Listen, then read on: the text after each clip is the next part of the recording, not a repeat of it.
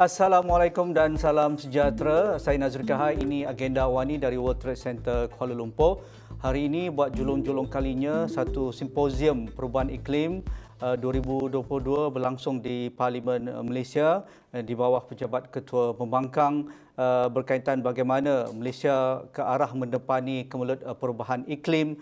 Jadi sempena dengan itu kami di Esrawani mengangkat topik ini kerana adakah kita seolah-olah isolasi ataupun terpisah daripada apa yang kita lihat berlaku di luar sana, termasuk yang berlaku pada ketika ini banjir besar yang melanda bumi Pakistan. 1/3 bumi Pakistan dilanda banjir.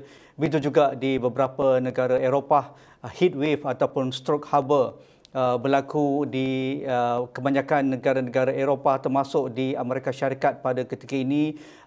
Kalau ikutkan banjir ini, negara kita juga pertama kalinya ketika bulan 12 yang lalu, negeri-negeri yang jarang mendapat banjir teruk termasuk di pantai barat ini sudah pun dilanda banjir besar termasuk di Kuala Lumpur dan juga di Selangor, dan tidak terkecuali apa yang kita lihat berlaku beberapa pusaran air besar di misalnya di Baling ataupun di Yan Kedah, dan perkara ini semakin kerap berlaku. Sama ada kemarau, sama ada banjir ataupun bah ataupun tiupan ribut yang kemungkinan jarang sekali berlaku di satu negeri ataupun kawasan tetapi sudah menjadi rentan.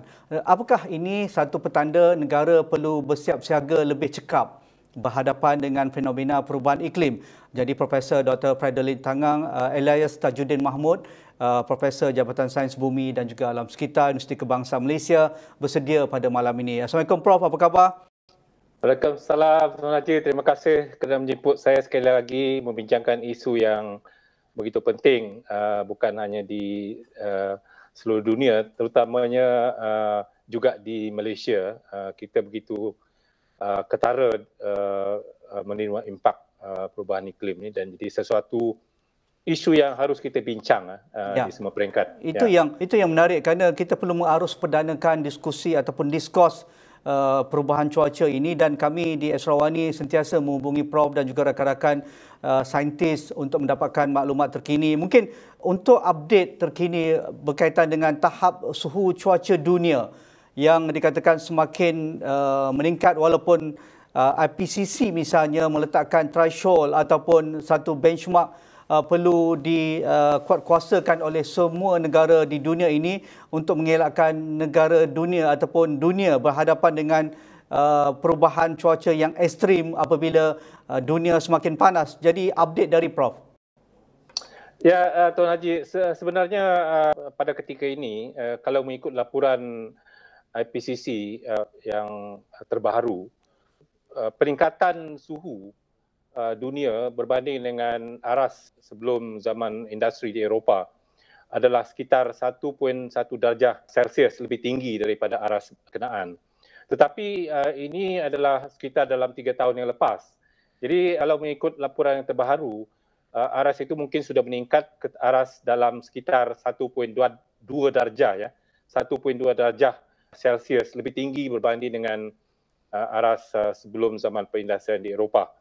Jadi Tuan Haji, aras 1.2 ini sebenarnya sangat-sangat tinggi dan juga sudah mendekati aras yang ditetapkan ataupun disasarkan oleh Perjanjian Paris, di mana pemanasan global itu harus dikekang di bawah 1.5, kerana jika melebihi 1.5, impaknya kemungkinan lebih teruk daripada yang kita rasai daripada sekarang, ya, seperti yang Tuan Haji sebut tadi. Walaupun kita sudah berada di aras 1.1 atau 1.2, masih di bawah 1.5, tetapi impak yang dilaporkan di seluruh dunia sudah semakin parah, menghabar di Eropah, di Amerika yang begitu teruk seperti di England misalkan. Begitu juga banjir di Pakistan, 1/3 daripada tanah Pakistan itu berlaku banjir. Dan lebih daripada 1,000 orang mati akibat daripada malapetaka banjir yang di Australia juga begitu, banjir yang begitu teruk. Dan sebut pasal banjir juga, kita tidak ketinggalan apa yang berlaku di Selangor, apa yang berlaku di Kelantan, Terengganu dan juga baru-baru ini apa yang berlaku di Kedah. Sesuatu yang jelas sekali menunjukkan bahawa keadaan sudah berubah, dan kalau kita lihat rekod pun Tuan Haji, bukan hanya tahun ini Ya. Kalau kita lihat rekod beberapa dekad yang lepas, trend itu memang berlaku peningkatan bencana iklim.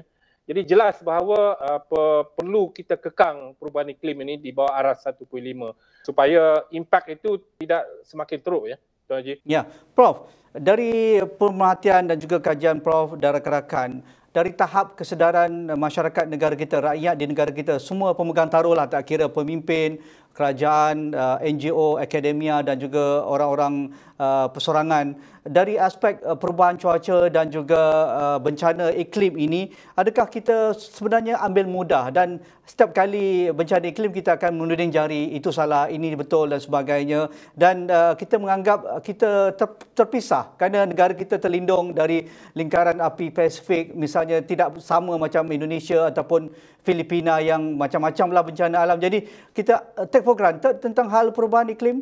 Yang jelasnya Tuan Haji, pada pendapat saya lah, yang jelasnya bahawa walaupun setengah pihak berpandangan bahawa kita terlindung daripada bencana seperti taufan dan sebagainya, tetapi data ataupun kenyataan hari ini jelas bahawa kita juga terkesan secara teruk, impak perubahan iklim disebabkan oleh fenomena banjir yang semakin teruk, seperti apa yang berlaku di Selangor dalam akhir tahun lepas misalkan. Jadi soalan tadi, sama ada rakyat kita sedar atau tidak isu perubahan iklim ini, saya rasa tahap kesedaran kita di Malaysia masih rendah tentang isu perubahan iklim dan bagaimana kita rakyat di jalanan, rakyat di pelosok-pelosok kampung boleh dipengaruhi oleh fenomena banjir, fenomena kemarau, fenomena bencana yang akibat dari perubahan iklim ini. Jadi saya rasa kalau kita dibandingkan dengan di negara-negara maju, di mana rakyat mempunyai kuasa sampai ke tahap menukar kerajaan, akibat daripada kerajaan yang kurang peka terhadap ataupun kurang mengambil inisiatif mengenai perubahan iklim, seperti apa yang berlaku di Australia, seperti apa yang berlaku di negara-negara barat begitu.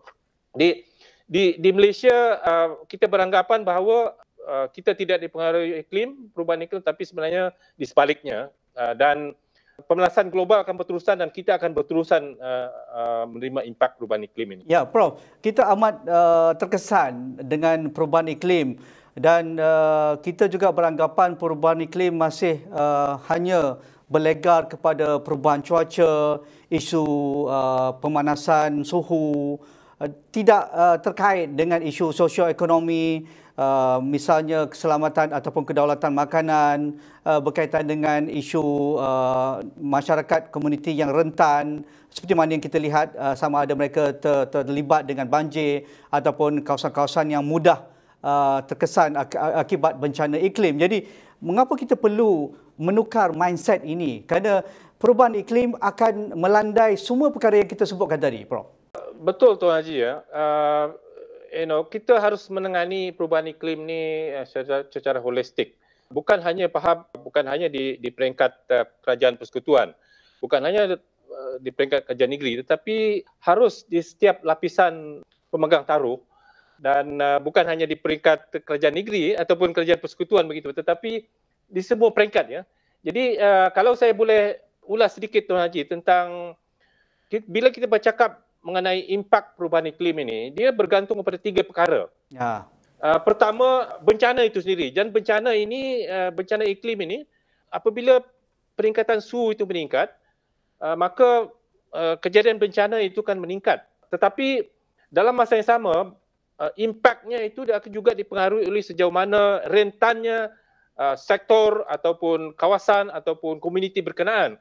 Itu satu. Dan faktor ketiga yang menentukan sama ada impak itu besar, kuat atau tidak juga adalah apa yang kita panggil sebagai pendedahan ataupun exposure ni, kepada ni. Jadi exposure ini berubah-ubah. Apabila kita membangun secara tidak mampan, misalkan kita menebang hutan secara tidak mampan, membuat pembangunan secara tidak mampan, sebenarnya apa yang kita buat adalah kita mendedahkan komuniti, mendedahkan sektor dan sebagainya itu kepada bencana yang semakin saban hari semakin meningkat. Jadi impact itu akan meningkat. Jadi di sini kita nampak keadilan iklim itu, Tuan Haji, ya, sebab kita bercakap mengenai keadilan iklim bukan sahaja di peringkat antarabangsa, di antara negara maju dan juga negara membangun, tetapi keadilan iklim di mana yang sebenarnya yang menerima impak iklim itu adalah rakyat biasa, rakyat jalanan, orang-orang kampung. Jadi kalau kita tidak mengambil kira aspek mengenai bagaimana impak itu boleh dikawal, ya saya rasa di situ tidak ada keadilan iklim itu, ya.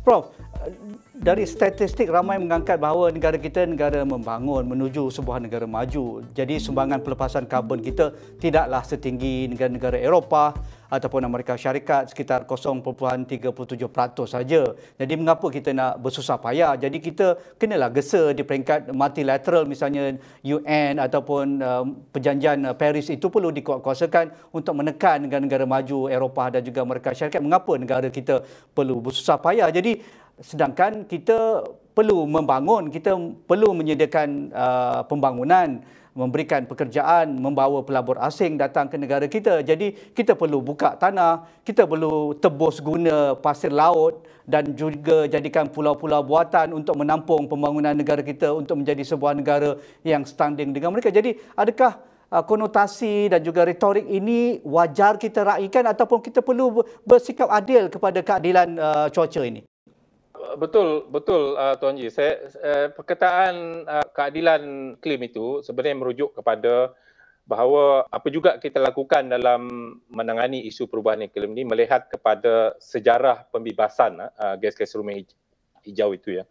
Dan kalau kita lihat memang negara-negara besar dan negara maju daripada mula mereka telah menjadi pembebas utama gas-gas rumah hijau ni seperti negara Amerika dan negara-negara Eropah.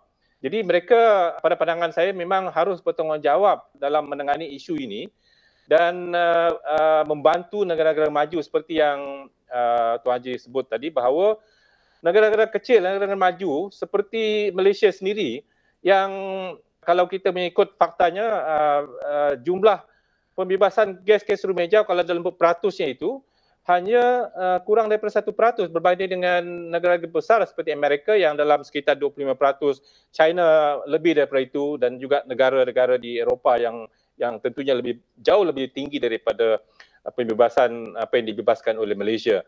Dan kalau kita lihat negara-negara kecil, pulau kecil seperti Tuvalu, Seychelles, Maldives, mereka lebih terdedah padahal sumbangannya terlalu kecil, ya. Jadi memang di bawah Paris Agreement, Tuan Haji, di bawah Artikel 9, telah disebut di situ bahawa negara-negara maju ini sepatutnya mempunyai obligasi tanggungjawab dalam membantu negara-negara membangun, memastikan bahawa kita masih terus membangun dan terdapat klausa di situ menunjukkan bahawa negara-negara maju ini menyediakan financial, dana, kalau saya tak silap, bermula daripada tahun 2025 dalam kuantum sekitar 100 bilion US dollar kepada negara-negara maju untuk membantu negara maju mengadakan langkah-langkah mitigasi dan juga langkah-langkah adaptasi untuk memastikan bahawa kita terlindung oleh impak-impak perubahan iklim dan boleh meningkatkan daya tahan kita terhadap perubahan iklim. Tapi itulah Tuan Haji, saya nak sebut di sini, dalam kita memastikan bahawa keadilan iklim itu, kita juga di dalam negara ini, kita harus memastikan bahawa apa yang kita lakukan itu selari dengan hasrat untuk kita meningkatkan daya ketahanan daya iklim ini. Pembangunan kita harus mampan. Kita tidak boleh membangun secara membabi buta tanpa sains, di mana apabila kita membangun, apa yang kita buat sebenarnya mendedahkan komuniti, mendedahkan satu tempat, mendedahkan satu sektor itu lebih tinggi kepada impak perubahan iklim. Jika itu berlaku, kita sendiri yang rugi sebenarnya. Rakyat kita sendiri yang menerima impak dan mungkin keuntungan yang kita peroleh dari pembangunan kita mampan itu hanya sedikit berbanding dengan impak yang kita akan alami. Jadi, while kita berdebat mengenai keadilan iklim di peringkat antarabangsa ini, di mana negara maju harus membantu negara kecil dalam kita mengadakan langkah-langkah adaptasi dan mitigasi ini, kita juga harus lihat konsep keadilan iklim itu kepada di mana rakyat di kampung-kampung, rakyat di jalanan juga harus menerima konsep keadilan iklim di mana pembangunan itu harus mampan, Tuan Haji. Itu pada pandangan saya. Ya, itu yang saya nak soal seterusnya.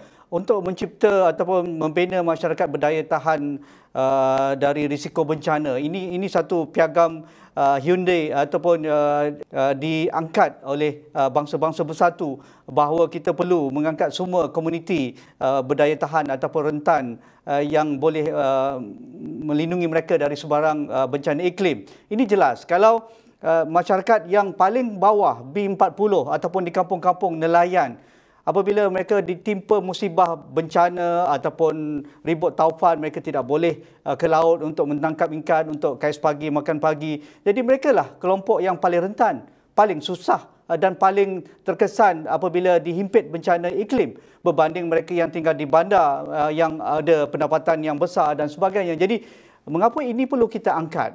Apabila bencana iklim berlaku, kita perlu ada sistem ataupun program mitigasi dan perancangan-perancangan akan datang tidak mengulangi perkara yang sama. Misalnya, mereka tidak boleh lagi berada di lembangan sungai yang akan menjadi banjir setiap kali hujan sikit pun. Tetapi mereka tidak mampu kerana mereka tidak ada tanah lain. Mereka hanya duduk di tepi sungai ataupun di tepi laut. Jadi pandangan kita untuk bergerak ke hadapan, kita tidak boleh menidakkan kehendak-kehendak masyarakat yang kecil ini ataupun yang rentan ini dibawa dalam arus perdanakan keadilan iklim ini.